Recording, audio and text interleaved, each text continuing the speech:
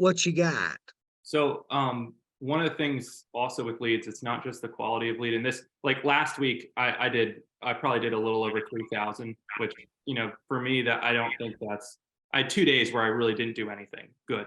And this brings up the next portion of leads, which is lead flow is super important. It's super important that once you get something that you think's working that you want to do, you get it at your order date is consistent. You need them to be flowing in a pattern, right? I had a little bit of an order date where it slipped my mind. I think I was ordering every Thursday for my first two batches, slipped my mind. Then it was the weekend and I couldn't do it because they're not open with need a lead. It's not like the internet leads, because I wanted to talk to my broker that works the deals and strategize. Wasn't available. So then I did it maybe on Monday or Tuesday of the next week. So there was a gap. And then there was a lower return on those leads. They're more rural. So you really need to not just get quality leads, not just talk to David, but also make sure the flow is consistent. Yes. Because I was in between lead batches last week where I would have a few, and then the lead batch was pretty low. Like I ordered 40 leads, or what should have been 40, and I got like 20 something. I think I'm just now at 29 after another 7 rolled in, so almost half the batch.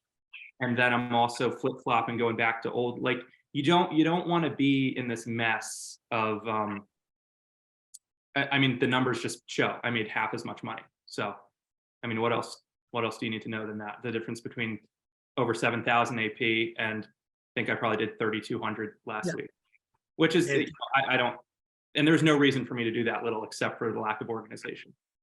So, that's a good point. And thank you, Peter, for being honest. Um, Let me tell you how I've had a direct mail campaign that's been running for about 8 years. I have never hit the brakes on it. I've never hit the pause button on it. I pay every Monday. Every Monday I give them, I don't know, 12, 13, $1,400. I don't know what it is now. They've gone up on me, but I have had that set up forever. Why do I do that? Because I want fresh, exclusive leads every week.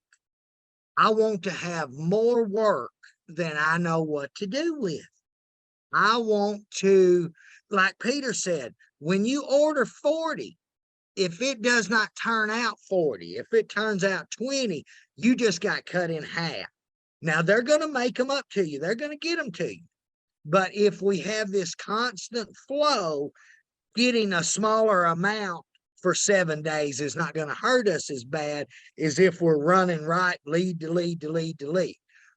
Which Peter has been keeping up with his leads pretty well. He's on top of them, running them.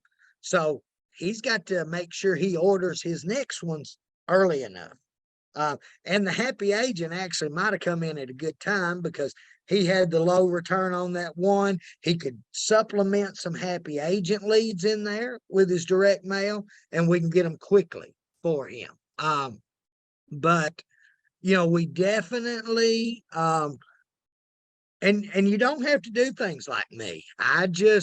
It's easier for me to do it that way. Now I've got a bank of leads right now that are ridiculous because me taking on this extra task, I haven't quit ordering leads, folks. I'm still ordering them just like I'm working 60 hours a week in the field.